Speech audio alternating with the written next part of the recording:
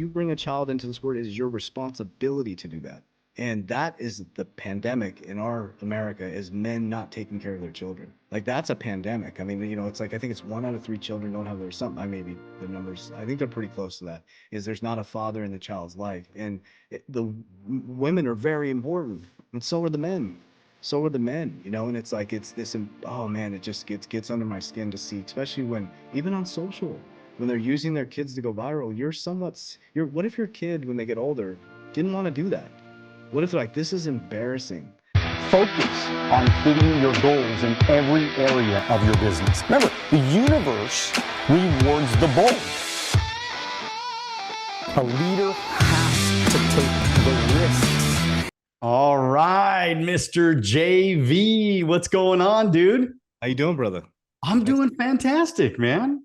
Good. Thanks for having me.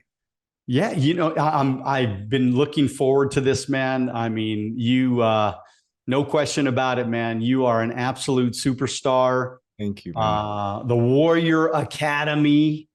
So, where did that come from? Like, what the Warrior Academy? Yeah. Give me some background on that. Where did it start? How did you get that going? Yeah, so I left the banking system in 2017 to go on this entrepreneurship journey, and it was definitely a path that I'd never traveled. Well, I'd traveled before, but it was tough, man. It was a tough journey, and I remember doing a video. I was renting space in another company, another business, and I said I want to be a warrior in a modern day society, and be careful what you ask for. So God tested me, took everything from me, all my money, all my resources, and so I feel in that essence, I became a warrior in a modern day society. So it transitioned from JV Impacts to 3T Fitness to the 3T Warrior Academy. And so the essence of becoming a warrior from the inside out. And so it's just, so the whole academy is evolving as we evolve as human beings. So that's how it started. So I said, I want to be a warrior in a modern day society. And God said, you're not battle tested yet. So here we are, man. So a good thing it worked out. You've been through a lot of shit though, man. I mean, suicide attempt. I mean, I was reading all about you, and I mean, just some dark moments of your life. I mean, what does that feel like? And how do you explain getting to that low? Because again, for my mind, I can't even fathom. I mean, I'm like a lover of life, so I can't even fathom thinking of having a situation where it's that bad. So how bad is that, and how do you explain that, and maybe give me some insight? Yeah, of course. It started, I mean, all the way back in childhood. I mean, I was generally a happy kid and had a good life growing up. There was some stuff that happened to me, traumatic things that happened to me as a child that shouldn't happen to a child. And so those things, I didn't know that I had masked it with external circumstances. And so as I became older, I went in the military. I didn't realize, because of the trauma that I kind of really suppressed heavily, is that all the things I was doing at my very young adult age was for edification. And so I was looking for edification from the world. I was looking for to be seen. And the things that I chose were things that were going to give me that edification, but it never was enough. Right. And so when I got out of the military, I pursued a bodybuilding career. I thought I was gonna be a famous actor and bodybuilder, and that didn't work out too well. But here we are. And so I went into that arena. And unfortunately, there's a lot of a disappointment, a lot of it's all about edification. It's all about your physical body. So everything was external. And what happened was in it was 2003, around 2002 to 2003, I ended up getting a leg injury. I tore my quad, a small tear on my quad. And so the doctor prescribed me an opiate. I was a clean cut dude, fitness mindset. I mean, I was in it. I was really dedicated. And I remember taking the first opiate for my leg injury. I remember the underpass I was driving under on the freeway, and all of a sudden I got this euphoric feeling in my body, and I was like, "Whoa, never felt anything like that." And so Scary. went into a store, and I was kind of opening up, and I was able to communicate with people. I'm like, "That's interesting." And it was supposed to be for my leg. And then the next day I took it, during my, I was training for a bodybuilding show. So I was still going to do the show. So I went through with it. So I kept taking a pill a day, and then a pill turned into 2 pills, and then 3 pills, and then 4 pills, and then 5 pills. And then I became a full-blown opiate addict, went from clean cut dude out of the military to an opiate addict. And if anybody's ever experienced anybody in the throes of addiction, it not only was it fulfilling a gap inside of me, in the wrong way, but it just kept taking me deeper and deeper down this rabbit hole. So mixed insecurity, mixed with needing edification, and now using a drug to provide that security and that affirmation and edification, it just spiraled out of control. And so basically from 2003 to 2006, I just spiraled, specifically 2005 to 2006. I was a full blown addict. I literally lost all sight of I had a 3-year-old, have a 3-year-old daughter. She's 20 now. And I just lost all sight of reality. And so from July 2006, I had about 65,000 in my bank account. I was, still running a company, functional drug addict. And then my drug addiction just hit a rock bottom. And by December 18th, 2006, I was at Walmart trying to buy presents for my daughter. Barely functional. I mean, I'm taking opiates. I know I'm doing a lot of other drugs at that point. And swipe my debit card, declines. Swipe my credit card, declines. Swipe my business card, declines. I wasn't even paying attention to what was going on with my accounts. Went to the bank, and I'd never seen an overdrafted account. They turned my screen, it was just all red, and my ears started ringing. And by this time, I'm deep in the throes of addiction. I mean, I'm literally just waking up to get the opiates every single day. I was not a good human being in that moment in my life. And I remember the manager came over. I started kind of a panic attack. And I remember the guy put his hand on the banker's shoulder, and he just whispered the words, "You're broke." And I was like, and it just hit me. I'm like, I can't buy my drugs anymore. The whole scheme is up. People are going to know I'm an addict. My business is failing. And so, unfortunately, on that day, I went to my office and I loaded up a massive amount of opiates into a syringe. And I, interesting enough, prayed for the first time. I never had a spiritual connection, never been introduced to God or Jesus Christ or anything. And I prayed right before I attempted suicide. I say committed because John Vasquez died in that moment. I woke up 48 hours later to a call from my mom on the Razor flip phone, and the rest is history, man. So you made, I literally, I'm getting the chills while you're telling this story. I mean, this is so powerful, because I think maybe it's just in a way, I feel like I kind of won the lottery ticket in a way. I mean, although I did have challenges as a kid, but I feel like for whatever reason, man, at 21 years old, I just started hanging out with people like you today, right? You're obviously a completely different human being. And I started hanging out with a bunch of millionaire mentors and people that were successful and building a great life. They were positive, they were motivating. I was getting recognized all the time. And my whole life changed. But I wonder, had I not been in that environment, what my life would have looked like, because I was a bad kid growing up, and who knows where I would have went and what direction I would have went to. And because it was in me to have certain things, to want to build a great life, and if I wasn't introduced to that, who knows what would have happened. So I'm just like, wow, it's That's really important what you just stated, because I'll share something. I'll kind of fast forward to a situation that just happened a year ago, which is right in line with what you said, which I would love for people to really write this down, like people, places, things, environment, right? So the moment when I got presented the opiates during that timeline back in like 2002, 2003, I wasn't in a good environment that was conducive for success, right? In regards to the type of success you're talking about, I wasn't around good influences, was around the right people, the wrong environment, a bunch of bodybuilders, just all for edification, your physique, that's all it's about, right? Ironically, how cycles happen within life. A year ago, May 2023, I tear my quad, man. Everything's going phenomenal. Same injury, much worse injury. That'd be almost 20 years later. And so, I mean, I'm at the peak of my career in 2023. And all of a sudden I tear my quad in jujitsu, and I'm like, I blow out my quad. And I'm like, all of a sudden the doctor presents me opiates. And I'm like, this is some type of cruel joke. Like, what is happening? Torn quad, same injury. Doctor prescribes me opiates. The difference was, and why I survived this one, people, places, things, environment. Because the people I was around, the environment I was in, the knowledge and information that I was consuming, the things that I was seeing, the things that I was ingesting and hearing were all conducive to my success. And so it's so important to people, especially if you're struggling to get yourself in a positive state of mind, or to get yourself in a positive state of mind is to create a positive environment. And so I just wanted to bring that up because I just wasn't in the right type of environment, and I didn't have anybody to look up to or a mentor or somebody I could even talk to about my addiction. I just felt almost trapped in my own head, if that makes sense. Yeah, I mean, were you scared to take the opiates? I mean, Extremely, I think I would have been extremely. scared. I've been like, dude, I'm not going back that Mhm. direction.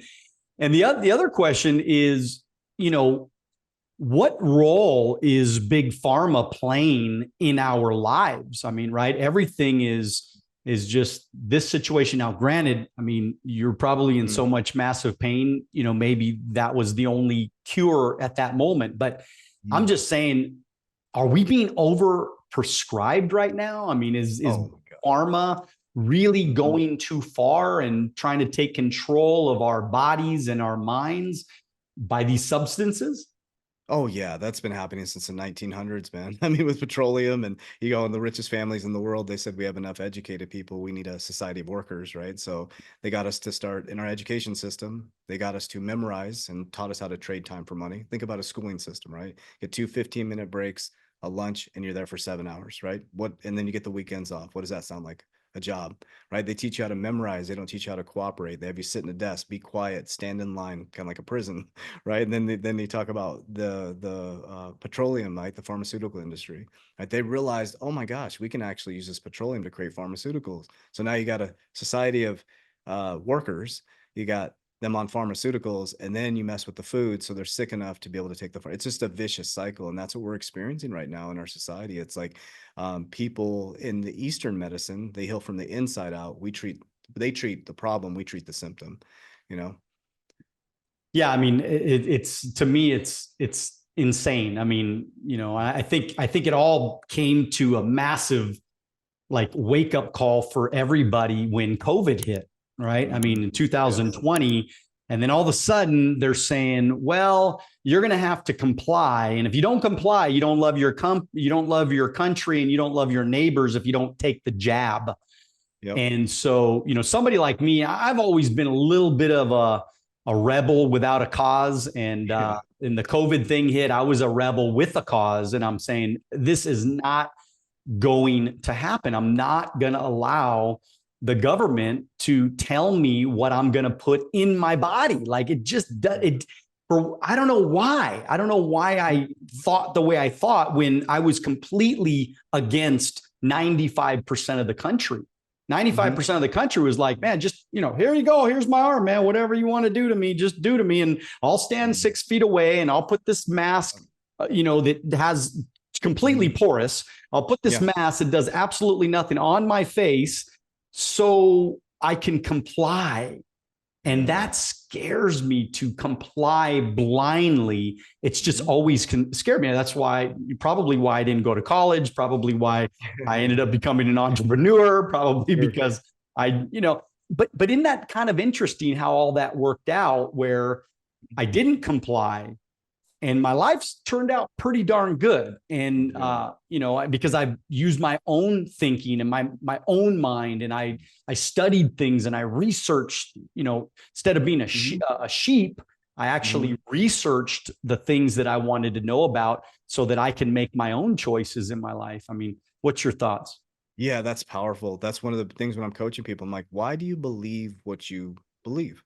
That's a question. So when somebody says something to me, for example, I'm very open about my faith with Christ and, God and stuff like that. And, somebody said to me one time, they were like, I came back from Peru and I started really just opening up about my faith on my businesses. And he said, hey, listen, if you keep doing that, it's going to ruin your business. I said, then it's none of my business.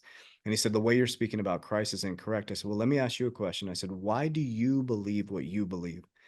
And he was like, well, I go to this church and my pastor. I said, no, not what your pastor said, not what your parents said. I said, why do you believe what you believe? And I kept asking the question. I said, no, until you can tell me why I believe in Christ, why I believe in God is because I've read the Bible and I've walked in Christ's light in his teachings. And I've seen the actual practical application of going from crackhead, drug addict to a very successful person and a good father and a good partner and a good human being and a good steward. And it was because of Christ, because I walked with him, not because someone said, oh, Deuteronomy, blah, blah, blah. And like, so same thing with, the pandemic and all that stuff. I'm like, why do you believe that? Why do you believe? Well, because they said that it does that, but why do you believe that. And it goes back to what we spoke about. It was such a great start to the conversation, is around the indoctrination system that we live in. For example, I'll give you a specific example. I've worked really, really hard to get my ecosystem into a position where all the divine feminine within my life are taken care of. So, for example, I'm not with my son's mom, but I made sure that she is taken care of. She wanted to be a stay-at-home mom, even though we got divorced. But I got myself in a position where she can, she's the hardest job in the world. She's a stay-at-home mom. I pay her to raise our kid. We pulled him out of school.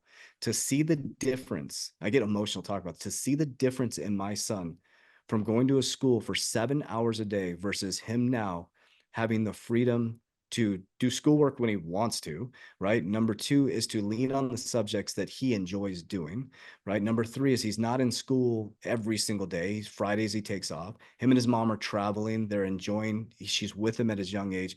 The difference in my son's attitude is unbelievable. And I already can see, like, because every time I pick my son up from school, he would be like, how was school? He goes, it sucked. And I'm like, well, why? He's like, I sat there for 7 hours. That's all he could think about. That I was sitting, this kid is full of, he's me in a little body. And the kid's bouncing off the walls. And like, we have to wake up to this new reality. And people are waking up, is that, there's something needs to change. And what needs to change is we need to ask ourselves, well, it's happening. Why do you believe what you believe? People's belief systems are being questioned right now, whether it's political, whether it's spiritual, whether it's in the pharmaceutical industry. And I'm really excited to be part of this timeline, because you're seeing with the RFKs, the unity parties, all these things, the Candace Owens, the Tucker Carlsons are coming out with this information, and people are like, whoa. The issue is that people aren't truly grounded in a foundation, and it's going to shock their system. Yeah, I feel you 100%. Well, first of all, thank you for your service. And second of all, thank you for taking care of your ex-wife, because that to me says a lot about your character. I actually went through a separation as well. And that was the one thing I kept telling her, is that don't worry, you'll be okay. Everything will be taken care of. You will be financially okay. And we will make sure that you're taken care of. And that's exactly what I did. I mean, the entire time, I always made sure that that she didn't have to worry about money. I mean, obviously, she helped me build my business. I mean, we were together for 30 years, actually. So we were together a long time. But that commitment to take care of my family and to take care of that person that I made a commitment to, that never changed, even though we were not aligned anymore and we were not going to be together anymore. And that's, something that it just, that we had to deal with that. But once that was done and taken care of, and we knew that that was the direction we were going in, I said, I already made a commitment already. I need to make sure that I take care of my commitments to my word. Because I think, and maybe, give me your thoughts on this, because I just feel like in this world today, so many people, like, their word just doesn't mean anything anymore. Like, it's so easy for people just to blow you out. It's so easy for people just to say, I don't care about our appointment, or I don't care about our situation, or I don't, I mean, or just a commitment to go to work, or an agent. I have 1,500 licensed agents, and I see so much talent in all these different men and women. And they could be so great, but they just have a difficulty keeping their word. And so what does that mean to you? It's because of, we're not put in those. So for example, we're in a situation now where I can be sitting at home and order Uber Eats. There's no suffering anymore. There is no suffering. There is no challenge. I don't have to wake up, and I'm not saying we should go back to hunting our food and stuff, but what I'm saying is, like, you don't even have to get out of bed. You can have someone deliver your food right to your house. There's no suffering. There's no chaos. There's no iron sharpening iron. Especially we talking about, men, like, there's so many men out there procreating and spreading their seed when they're don't even have the capability to take care of a child. Right. And so I feel that it's because of the lack of suffering and because of convenience and all these things. And everybody just expects things to happen like that. It just doesn't work that way. And so, I have agents as well. And so we call it the 80-20 rule, right? In the 80-20 rule, there's, it's a volunteer army. So there's 100 people. There's only going to be 20 that are all in. And so the 80%, it's like, until something clicks with them, Tony Robbins said this, either they're inspired or they're in desperation. All the rest are in the middle ground. It's like, for me, I was in desperation. It's like, this is I woke up from an attempted suicide, and I'm like, I got to get my shit together. Oh my God. Like I have to get my shit together. So maybe I had an advantage, right? But then there's inspiration like you, 21 years old, you start being around millionaires, multimillionaires, and being inspired. And I feel that I truly feel in my heart, and I'm speaking from my truth in my heart, is that our soul, like you brought up, you've had a great life, and that's awesome because I think that your soul has done the work, and your soul, this is the lifetime where your soul gets to experience all the work you did before. I feel that my soul had some work to do and I still got some work to do. And I feel in this lifetime. So I lean into it, right? I lean into it because I feel like all the challenges I'm facing, and who knows if there's some things in Matthew that verify that we do come back. But what I'm saying about that is I feel that this is my manifestation for my next lifetime. So I can operate in a frequency like you're operating now. Cause I feel that's where we're at with this. It's like my soul is here to heal. So all the experiences I'm having externally, to include my suicide, was part of my healing journey. And for some reason, whatever is controlling, I believe God was like, I'm going to give you a second chance because I think your soul is ready for this experience. Right. And so as I look at people within my ecosystems and my companies, some people's souls just aren't ready for it. Right. And the only thing that I can do is work harder on myself than I do anything else and become a mirror for others. Right. So they're either going to reflect me or they're going to reject me. And it's none of my spiritual business. That's it. That's it. Yeah. You got to have that mindset that you're not going to be everything to everybody. And I think along the lines of even people saying, don't talk about religion, or Yeah. don't talk about politics, or don't talk about the jab, or don't talk about the vaccine, or don't, it's like, Yeah. wait a minute. Who says I can't? I mean, last time I checked, we live in America. Mm-hmm. And if we lose that First Amendment right to speak our truth and to speak about what we believe is the right thing, because look, there's right and wrong for everybody. There's right things for people. And certain phases in your life, there's a right time, there's a right thing in these moments. And you have to, as an adult or as a human being, you got to make those choices yourself. I mean, you have to say, okay, this is right for me right now, or it's wrong for me right now. Right. But who is this person in the government? Who do they think they are, where they think that they have more intelligence than me to tell me what I'm supposed to believe is right or wrong? I mean, especially, come on, let's be honest. I mean, all we have to do is we have to pick up the Bible, you read it a little bit, you read some Proverbs, man, and your whole life could change because, there's so much wisdom in these passages. I mean, you have the whole thing right in front of you. But these politicians, they literally think they're God, where they're like so warped in their mind, thinking, I mean, like a Kamala Harris saying, look, we will tell Elon Musk what he's saying is right or wrong. And if he's got to be careful, if he says too much, we will punish him if he does not say the right thing like we believe it should be the right. What's going on with society? This is what's going on in the United States. This is the United States of America. We can't lose that right. Right. Well, it's going back to Christ Jesus Yeshua, right? So they said to him, they're like, who do we pay our taxes to? They're mocking him, right? And they put it at him. He says, who's on the coin? They said, Caesar. He says, give your taxes to Caesar, give to God what is his, give to me what is mine. What that stated within what I believe he was stating during that time, he's like, these are just egotistical, broken little boys and little girls who think that power is control, when in turn empowerment is control, right? So they're having us operate in what we call force. You have force and then you have power. Power is reasoning, discernment, gratitude, unconditional love, authenticity, walking in your authenticity. And then force is anxiety, anger, jealousy, greed. And so if they keep us in force, they can make us hyperactive. Oh, COVID. And then all of a sudden it's like, then they make us so hyperactive that we go into inactivity where they can control us. Right. So it's a group of broken little boys, little girls, just like I was before my suicide, being transparent. Before I took the opiates, I was a broken little boy that didn't have edification, didn't get the love from my father that I thought I should deserve. And I was a victim and I thought that the world owed me everything. And it was like, and because of that, I picked in things incorrectly. And then when I got into opiates and, weird shit, I mean, it's just lower frequency and lower frequency. And so what they are is they are God's creation operating in a lower frequency that don't know who they truly are.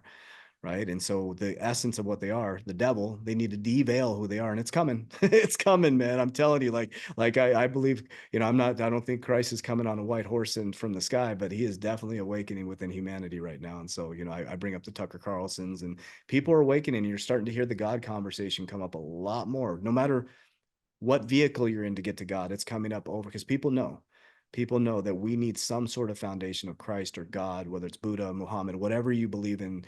You're hearing a lot more of those conversations. RFK talking about his experience with God, his awakening from his drug addiction. You got Trump talking about God. And there's a stark difference from the left and right. Left is like, nope, we don't talk about God. Why? It says, in God we trust on our dollar. It says it on our dollar. In God we trust. And that's another reason why I pulled my kid out of the schooling system. He was in a leadership academy, American leader. That thing, there's nothing American about that academy anymore, because they're controlled by these systems that say, you're going to say this, you're going to do this, you're going to call them a he, their, them. It's like, no, no, that's my son is not. I get to teach my son those principles, morals, and ethics, and let him decide when he's 18, based on his subconscious mind programming, his foundation, on what he decides to call somebody. You're not going to force my son to call, it just doesn't make any sense, man. Yeah, it's almost scary when you think about it, if you really, dig deep, because let's be honest, if you fly an American flag, you know who I'm voting for. I fly my American flag every single day. Isn't that sad? If you think about it, like, you know who I'm going to vote for based on the fact that I love America and I'm going to fly my flag. Isn't that wild? And you also know who I'm going to vote for because I believe there's two genders. And I believe that God said it. I mean, how are all these liberals, how are they putting this together when they say, I believe in Jesus, I believe in God. I mean, and they're going to church every single Sunday. How are they putting this together when one side has no loyalty to America, no loyalty towards Jesus, no, talk in the system, want to keep him totally to the side. We don't want to talk about Jesus. How do we put that together? Like, how do they reconcile that in their minds? Yeah, well, Jesus, there's a one of the most expensive pictures in the world. It's a picture of Jesus sitting like this, called I would probably say it incorrectly, the Sandra Mooney picture. There's like, looks like a globe in his hand, and he's slightly looking up, and he's in void. There's darkness, right? So he's pointing up like this, and in between the globe and his hand is the heart, right? And so he says, be in the world, not of the world, right? And he says and I believe to escape the world is through the kingdom of heaven, is through the heart, right? They say the heart is deceitful, but it's a little bit deeper when you go into that. The heart, they want us out of our heart space, right? So our heart has reasoning. They're deep inside the world. They're deep in the left hemisphere of the brain. They're deep in separation. They can't see people as oneness. They can't see people as God or Christ and things like that. And so they're so deep in, ironically, it's the left. They're so deep in the left hemisphere of the brain. They just see separation. That's all they see. Separation, separation, separation. And unfortunately, what's going to happen is we're going to have some sort of tragedy that's going to bring humanity. It happens every time. 9/11. It brought, they divide, they can't divide and conquer. They divide everybody. Left and right is divided. There's some division in right, in regards to Israel and Gaza. It goes deeper. And so they keep the divide, and then they created a common enemy for us to all go. And it just repeats itself. It just repeats it. So the Roman days, man. I mean, it was like, people think that Rome fell overnight. It was like 500 years before Rome fell. They started infiltrating into Rome. The men got really sloppy. The men weren't taking care of the responsibilities. It had a lot to do with, there's a lot more into it. They're all drunk in the Coliseum. P. Diddy, look at all this shit. Everybody's like, P. Diddy. I'm like, P. Diddy, you do your thing. I'm like, I'm focused on family, God, faith, investing, getting my shit together, because there's a lot of people don't realize there's a massive economic switch coming. I mean, massive. And that, that's a lot of stuff we teach, is like, the middle class is getting wiped out in America, man. If we don't do something about it, the middle class is gone in America. Well, it's already, it's already almost there. I mean, there's major economic problems for so many people. And of course, I know you talk about the mental and the spiritual, even over money.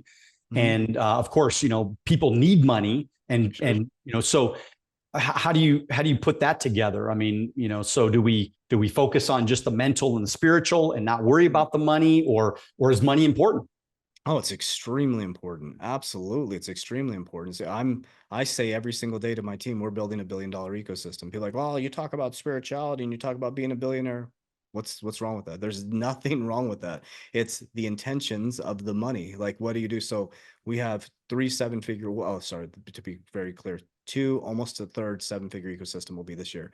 And our money goes for good resources. We have a foundation. We're doing all kinds of good stuff, and also we live a really good life. There's nothing wrong with that. There's nothing in the Bible that says God wants you to be poor. Jesus was walking around with an accountant. Like, he was not a poor man.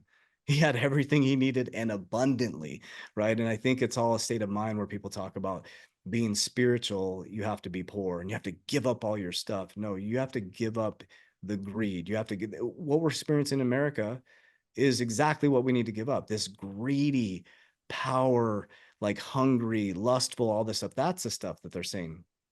Give me your 10%. Give me that. Give that to me, and I'll come back to the 90%, which is God consciousness. So, yeah, so you need resources. I unfortunately I go to Peru quite a bit. I can't go to Peru. I can't walk to Peru. I can't ride a camel to Peru. I have to take a flight. It costs money, right? And there's people that I pay to stay there. I have 27 team members. One of our business costs 600,000 to run it. I need money to do that, right? And so people get so caught up in this. You can't be spiritual and you can't walk with Christ and walk with God, and you gotta be poor. That doesn't make any sense. Like, logically, to me, I've tried to get people to explain to me, it just does not make sense. Like, to me, we're here to expand consciousness. We're here to create, right? That doesn't make sense to me to sit and trade time for money and build someone else's dream. That doesn't seem, well, let's go a little bit deeper. This might upset some people, but what I say to people, they talk about all these actors selling their soul, right? I say to people, if you're trading time for a job, trading time for money, and you're driving to a job every day that you complain about and you bitch about, you're selling your soul for money. Mm-hmm. If Mm-hmm. you bitch and complain about your job and your boss all day, you're selling your soul for money. So we got to be careful where we cast stones, right? Because if we're saying, oh, these actors are selling their soul, they're doing this. Well, if you're trading time and receiving money for something you hate, you're selling your soul for money. Right. Right. We gotta. So my point behind all of this is like, yeah, I'm working to build $1 billion. I mean, we're far from that, but it's like we will have $1 billion ecosystem. But why would I think anything different? Right. Why wouldn't I go expansive and just be like, but on the other end of that, it's the heart. I know exactly where that money's going to go. I know the ecosystems, the schooling systems. My CFO wants a asteroid defense center. He's going to get it, man.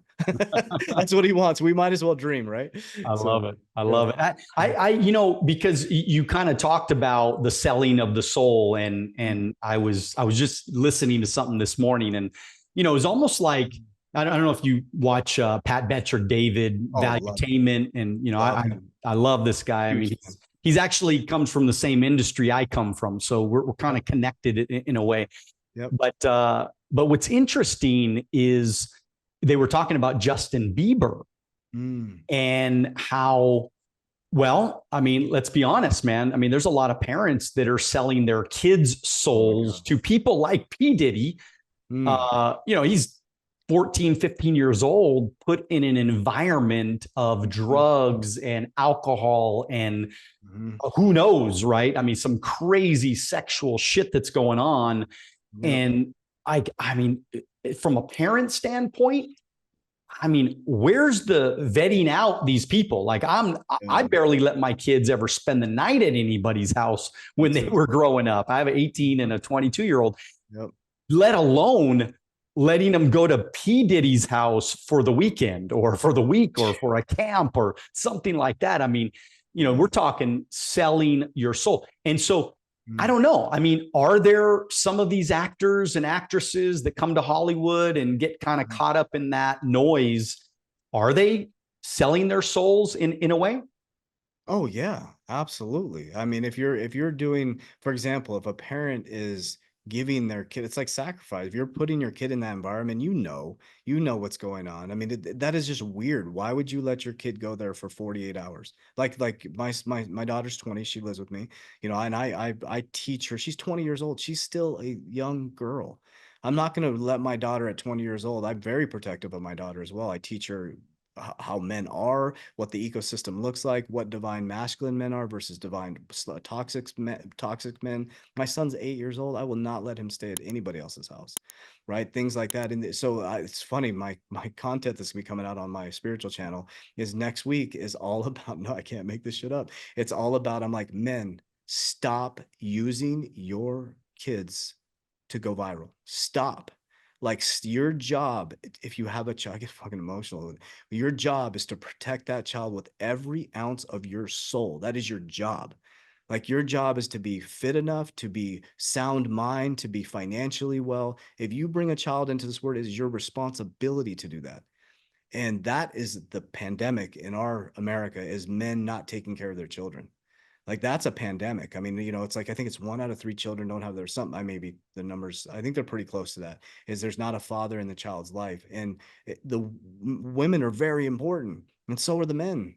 So are the men. And it's like it's this. Oh man, it just gets under my skin to see, especially when even on social when they're using their kids to go viral. You're what if your kid when they get older didn't want to do that? What if like this is embarrassing? Like I have all these videos out there. I'm trying to become a police officer. And you got all these silly ass videos of me out there doing silly shit with you, doing these dancing videos. And I'm like, and now me and my daughter did TikToks together, like fun stuff. But like I'm talking like I never put my daughter as this is when we first started out when in COVID, because she wanted me to do a TikTok with her. And when I'm talking about where your kid But is she like was using you. She was using you to go viral. That's different than you using her to go viral. correct. So, She didn't yeah. become the main character in my story, right? And it's like, Right. and I just, our job is to protect. So for me, I talk a lot about divine feminine, divine masculine. Our job is to protect the divine feminine so they can magnetize. It's not a controlling thing. It's like when we are providing safety, when we're providing security, they can magnetize us, right? They can operate in their divine feminine, whatever that looks like for them. But it's like men got to get their shit together, man. That's what I talk about a lot. I'm like, we're So really, is it so tell me, let's talk a little bit about that, yeah. because I mean, I think today in this culture that we live in, men are getting weaker and weaker and weaker, man. I mean, they're becoming Mhm. way feminine Yep. to, I think, a whole nother level where it's like you and who was it? It was, I think it was Piers Morgan, I think it was, Mm. that talked about this the other day. But he's like, you can't even raise your voice at anybody anymore. Like No. I remember I built my business, really the core of my business. I've been in business for 28 years now, but my core of my business, I built it within that first 7 to 10 years. That was Yeah. like the core of it, and it's kind of been passive for me for the last 20 years. Yeah. And it's like, shit, I used to get up on the freaking desk, man. I remember I threw an eraser at a guy one time. I mean, I was so fucking mad. Yeah. And I would tell my guys, like, we're not fucking around anymore. Like, we're going to go hit it. And you know what's funny? And I used to tell them all, I'm like, look, if you don't want to be here, get the fuck out, man. I know this sounds crazy and people are going to be like, oh my God, Daniel's such a mean guy. But that's like, and by the way, my business, at least my office, I mean, I have a large organization that's doing very well and everybody's doing well, but my actual little office that I always ran was way more successful back then than it is today. Mm. And I was way harder, tougher, Yeah. meaner, more hardcore, Yeah. because I wouldn't take anybody's excuses, right? And you know why I didn't take anybody's excuses is because I led from the front. Mm-hmm. I was leading it. I was writing the most sales. I was recruiting the most people. I was working the hardest. So I was able to talk to people like that. And nobody ever left. They wanted to be in that environment. They wanted to be with me because they knew that I was taking them somewhere. Like they found a leader that was going to take them somewhere that maybe they couldn't take themselves. So bottom line, are men becoming more like mentally weak?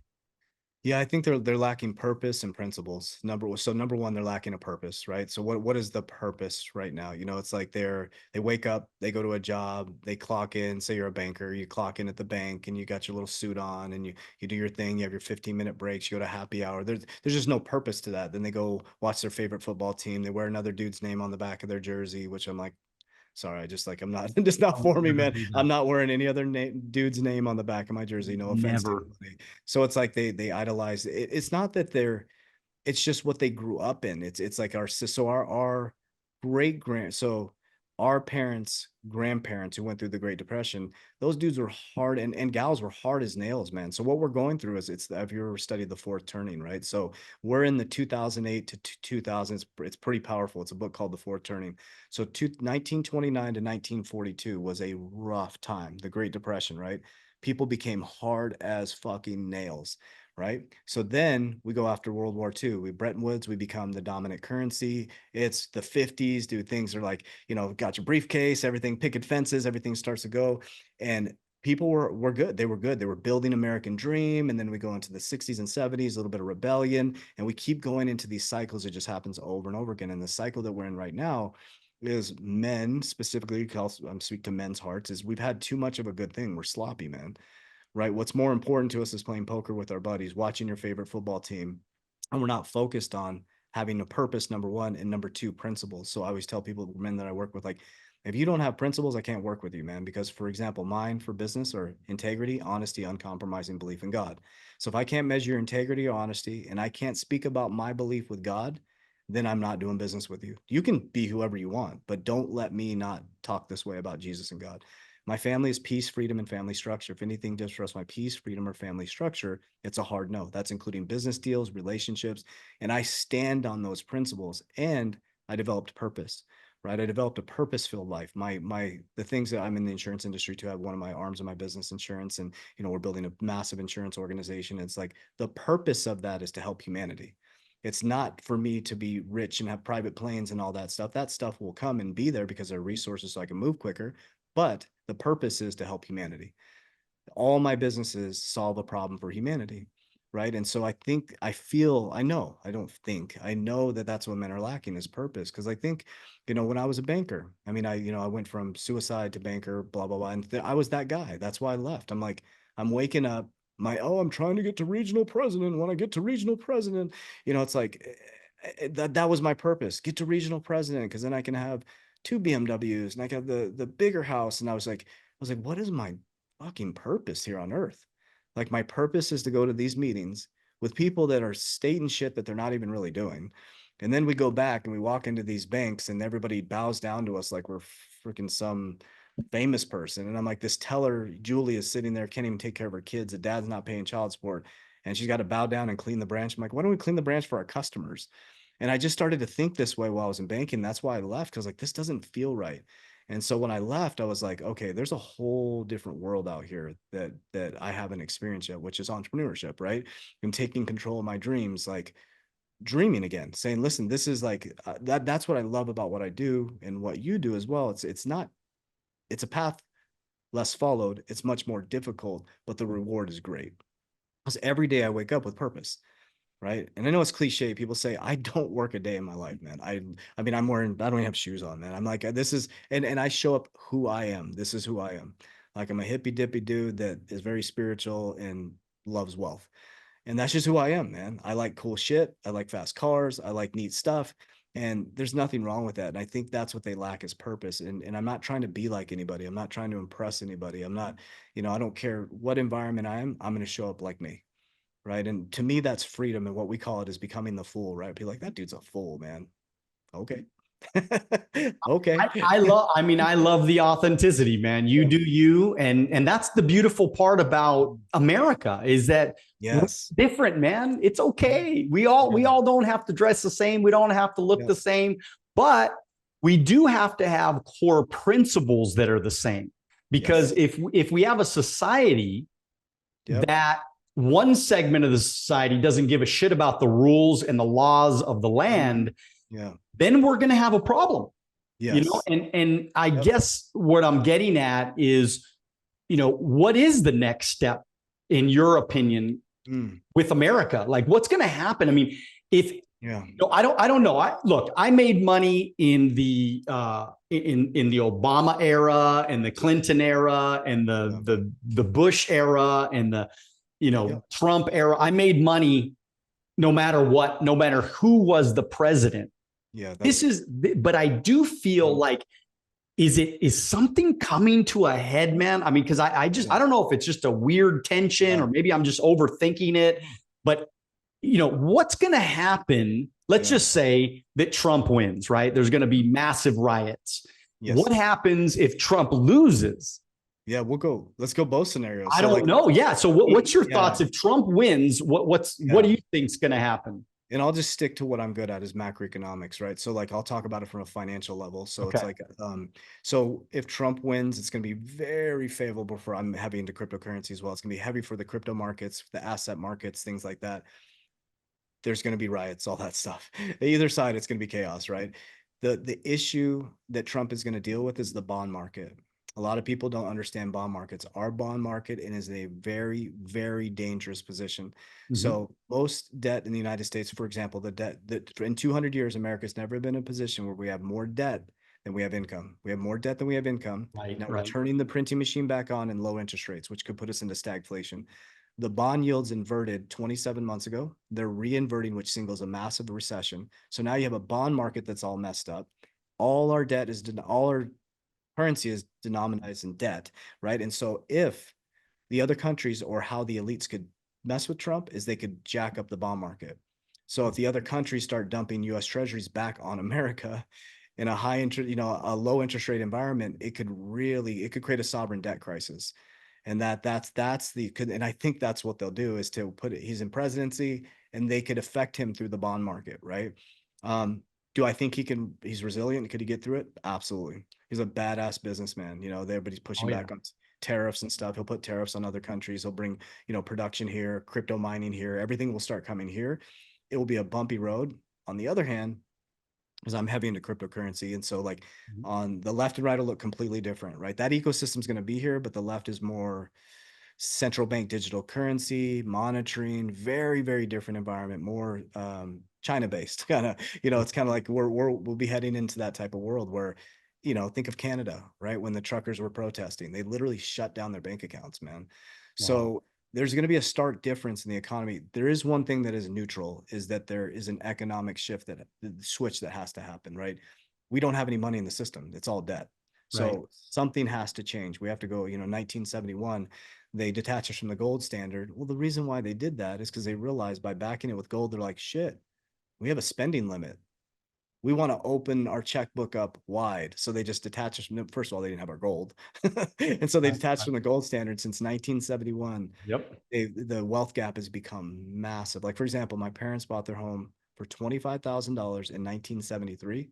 That same house is now worth $400,000. Their pay hasn't gone up that much. Right.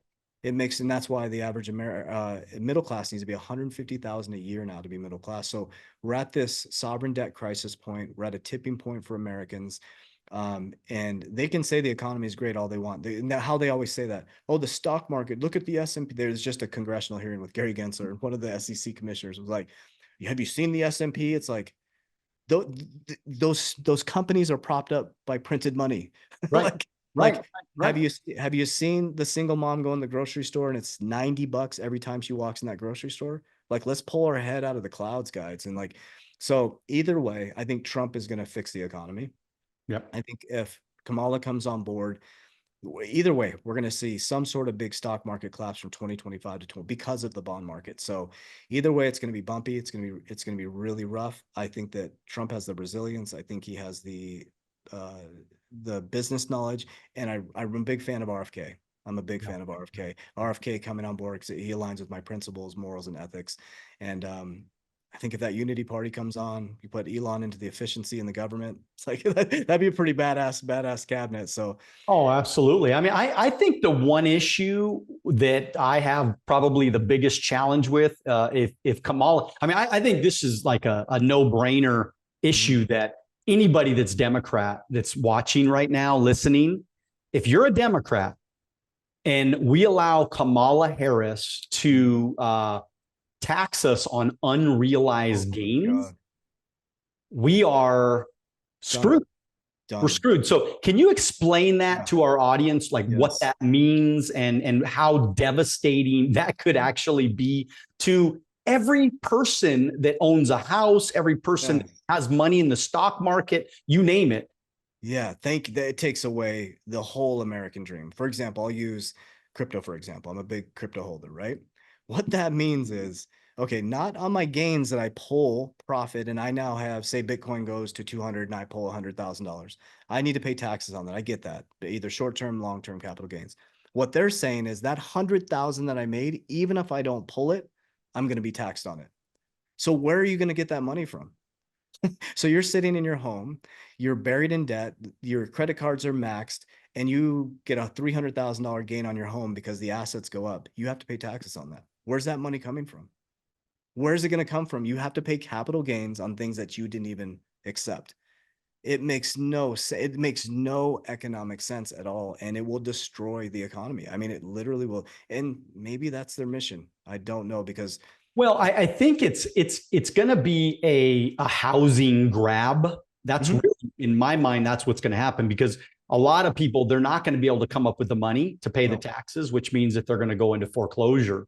So Yep. they're going to lose everything. So people are going to foreclose on their properties, and ultimately, the powers that be, the Mhm. Black Rocks and companies like that, they're going to love it because there's going to be a lot of inventory available if Yeah. something like that happens. Now, they say that it's going to be just for higher income earners. And, obviously they put some stipulations like that.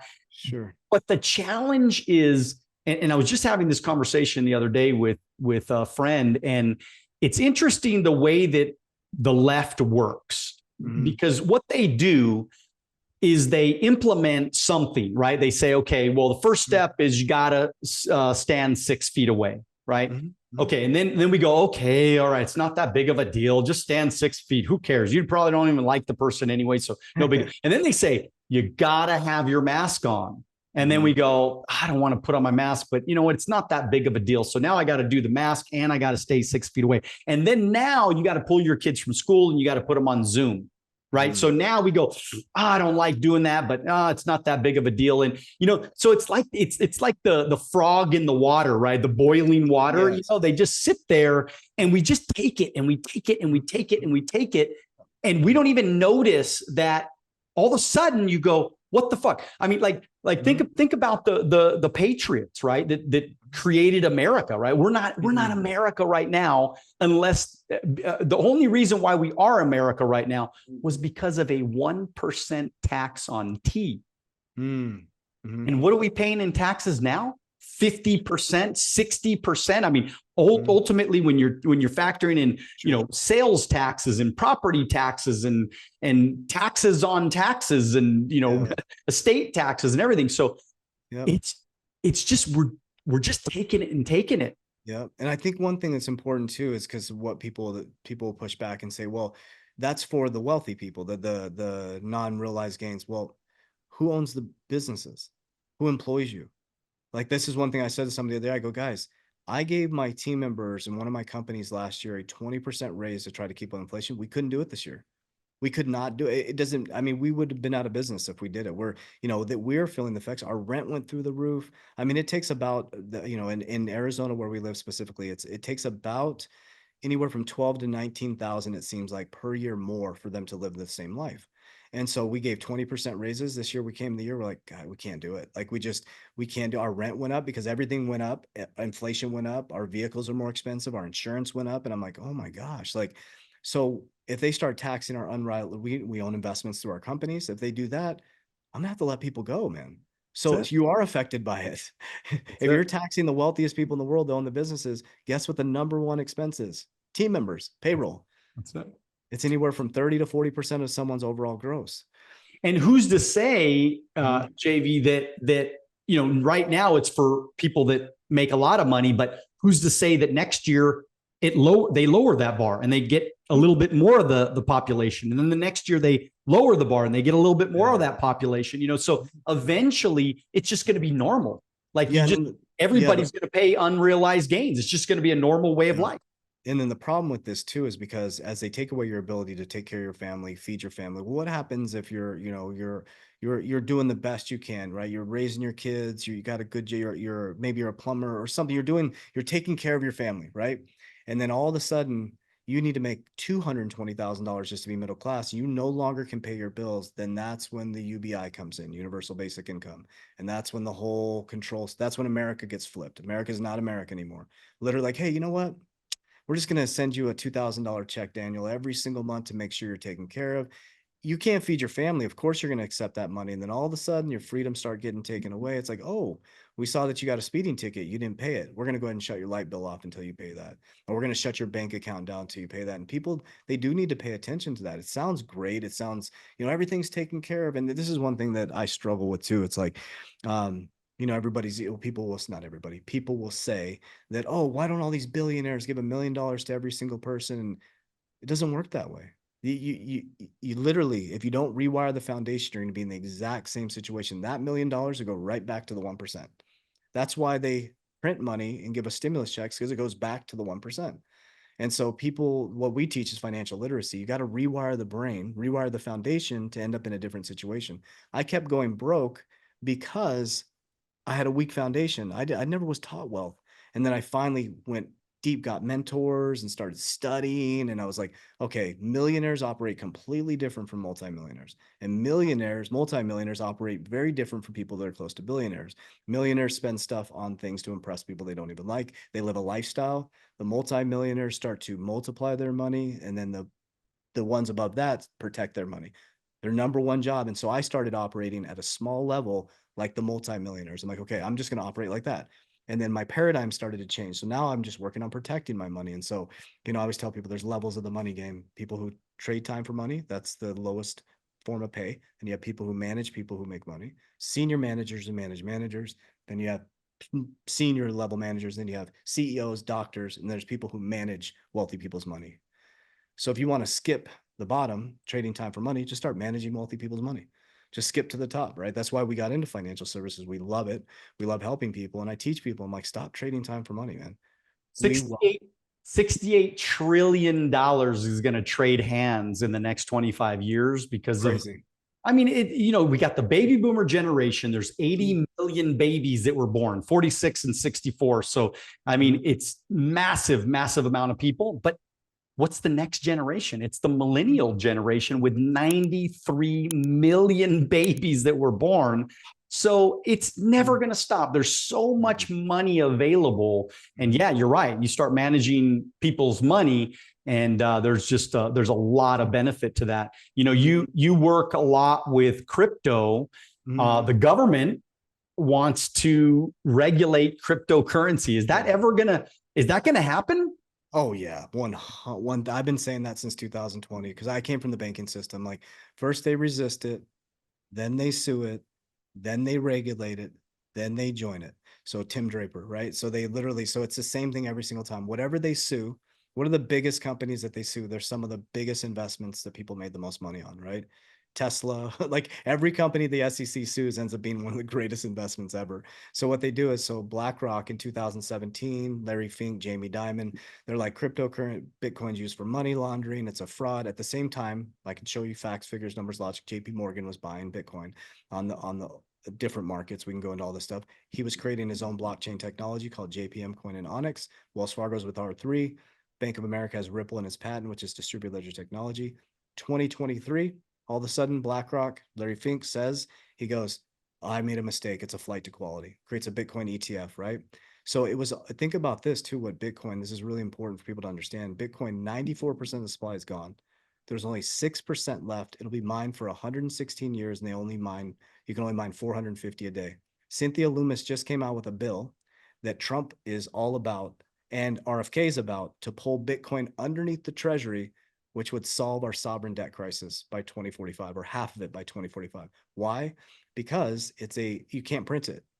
You can't print it. Only 6% of the supply is left, and every single 4 years it becomes more valuable, right? But that's the interesting thing is too, it's only going to be mined for 116 years. Financial systems, fiat systems last about 100 years.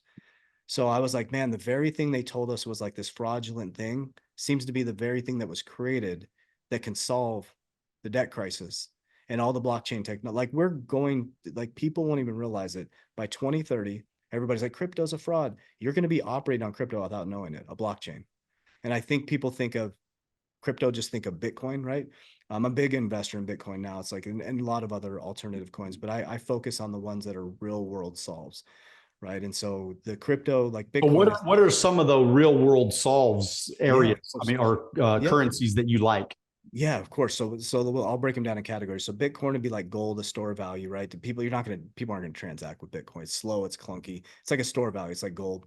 Then you have things like payments. So you got XRP, XLM. So XRP is faster payments, cross-border payments. XLM is more consumer, more commercial for XRP. XLM would be consumer. You got things like Algorand, which is the stock market's going to be tokenized. So Algorand will tokenize the stock market. You got things like QNT, just like banks, right? They all connect somehow. QNT connects all the blockchains together. You have HBAR, which is then let's go into infrastructure. So you got store value, payment. Then we got infrastructure, Ethereum, things like HBAR, Cardano, ADA, and then supply chain. So everything's going to move at the speed of light, right? So your supply chain needs to move at the speed of light. It's very clunky. It's very, we saw the supply chain problems as well. So there's one called VeChain, which, from inception all the way to your hands, you'll be able to see everything that happens with that. So when money moves at the speed of light, your supply chain has to move at the speed of light. And then you got things like gaming. If you talk about the generation coming up, I mean, they're attached to their computers. Gaming will be tokenized and things like Gala and Engine. And so like the gaming industry, YouTubers, all that stuff, that is going to be a massive industry. So I focus on categories versus this get rich quick with everybody's in crypto things. And I look at them as like, imagine sitting there and the internet's coming on board, right? I'm like, I start to look at things like Google, Amazon, and I'm like, okay, I think this might be a good shot, looking at that. And remember too, so SEC sued Ripple, the company. Usually the company that they sue ends up being one of the biggest investments.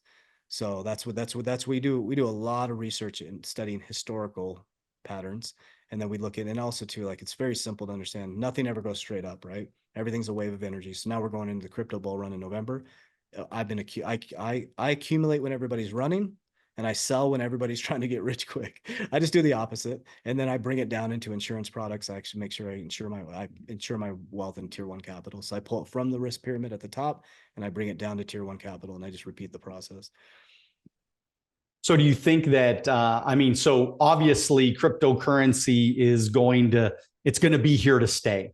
There's Oh no yeah, question in your mind. It's going to be here to stay. It's just that the government, they're just going to make sure it's fully regulated. yeah, they want they they want to make sure it's regulated because they want it to be centralized. I mean, they don't want us to make our own decisions. That's pretty much the gist of it. They don't think we're adult enough to make our own decisions and make our own investments. That's why you have accredited investors, non-accredited. But I mean, why can't we go out and do what we want with our money? But that would be, and there is some part to regulation because there's a lot of scammers out there, right? A shitload of scammers. And so an unregulated industry could be completely untethered, right? No pun intended with tether, but yes, it's going to be regulated 100. Well, people just need to watch it. I mean, it's boring, but like yesterday, there was Gary Gensler was in front of Congress. I watched I'm a nerd. That's what we have a research team. That's what we do for a living. So I studied, I watched the whole 5 thing. I slow it down. I list voice inflection, look at what they're doing. We went from crypto as a fraudulent thing to we need regulation now. Because, for example, America, just to let Americans know, we are way behind other countries. The EU, Christine Lagarde just announced they are launching their digital euro and they are going into blockchain. It's done. So Russia also went from operating on 70% of American dollars down to 20%, and they're about to go down to zero. And they're creating their own blockchain technology with China in BRICS, Brazil, Russia, India, China. How is that going to affect the American dollar, like the BRICS? Brutal. Like people, this is what I talk about on my channel is Bitcoin. This is a little bit of rabbit hole stuff, but it's there. I only state facts. So Bitcoin was created in 2009. Ironic. Satoshi Nakamoto, some pseudonymous person, we don't know who it is. BRICS was created in 2009. Brazil, Russia, India, China, South Africa. BRICS was designed, it says on their website, to de-dollarize from the West because we're the bully. So they've been working to de-dollarize. And then 2023, BRICS is adding a bunch of different countries, Saudi Arabia. This is crazy too. Turkey, people, this isn't on the news. Turkey is wanting to leave NATO and join BRICS. Americans, you need to understand what that will do to America. Turkey has so many natural resources. China, if they join BRICS, China and Turkey, they're taking away so many natural resources from America. And that's not on the news. And if that stuff happens, Turkey leaves NATO and joins BRICS. You got Saudi Arabia who joins BRICS. They're creating their own, you guys can look this up. They're creating their own blockchain technology. Right. They're working to de-dollarize from the American dollar. What that will do is, and that's the scary thing about Bitcoin, and that's why they're trying to get it centralized and be part of it and regulate it, because countries are accumulating Bitcoin, and eventually when it appreciates, they won't need the US dollar. Right. It creates sovereignty. And so they know, so either it was created to solve the problem, or you can't beat it, you join it. Right. It's one of the two. It's not going away. Bitcoin's not going away. So I always say the big three. And I say this on tons of recorded videos. I'd love for people to come back to say, I know, I feel it in my soul. Bitcoin, Ethereum, and XRP will be the big three. That's it. Those will be the big three, and the rest are all going to be working to survive regulation. There'll be a lot that survive. But what we have to do, Larry Fink said this. I'm not touting him, but I'm saying the public and private sector have to come together. We have to privatize airports. Like, we got to get the government out of all the bullshit. Like, privatize airports, privatize more things, bring the public and private sector together, and grow our way out of this economy. So if it goes the way that we think it should go, based on being entrepreneurs and capitalists, and it's going to be an awesome run, man. I think it's going to be really bumpy the next couple of years, but on the other end of that, America is going to become even more dominant, in my opinion. Man, that was good stuff. I mean, beautiful, beautiful, well said, JV. Just amazing, dude. Thank so you, bro. Good for you. I mean, I look, I love having smart people come on the show, because I'm always learning. I'm always getting better. I'm always improving. This is just a daily for the last 28 years of my life. This has been daily for me. And so, but man, I feel like one of the luckiest people in the world that I get to do what I do. I mean, I've interviewed, I think you're probably like number 300 or something like that. Since 2018, I don't think I've missed a week interviewing somebody in all these years. And I love it. And I just hope that the people that are watching, look, I do this 100% because I just want to create value for people. And so what you just heard was so effing valuable. Thank you. You better be taking notes. You better be, rewinding. You better be figuring this crap out, because your future depends on it. Look, I mean, without really saying it, let's be honest. The only person that's going to negotiate all these things the way that it needs to be negotiated is Donald Trump. So how people could vote for Kamala Harris, I mean, you're literally shooting yourself in the foot financially. Like, you may not like Donald Trump, but if you put Kamala Harris in there, she's going to, she's going to bury this economy. I mean, she's going to kill the economy. They don't know what they're doing. They don't know how to negotiate. And we got to see exactly how they would run things over the last 3.5, almost 4 years now. Yeah. So we know what Trump can do. We know what he's capable of. And usually the second 4 years is an even better one if you have a great leader in place. I don't know. What do you think about that? Yeah, I completely agree with all of that. And I think the thing that people should be doing right now is I call the 5P framework. Number one, financial literacy. Financial literacy, just to understand what the dollar is, understand what the Federal Reserve is, understand how money actually works. Like, that's your first thing. Like, when you understand that the dollar is just debt, you look at money different. Every time money hits my bank account, that shit is moving. Like, I'm not holding a bunch of cash. Cash is trash. It has no value to it, like zero. Like, if everything is debt, if my income is your debt is my income. We need to move like the big money, right? So that's why BlackRock said that Bitcoin's a flight to quality. That's why gold is going up. And a couple things. So financial literacy, financial discipline, right? Debts and non-negotiables.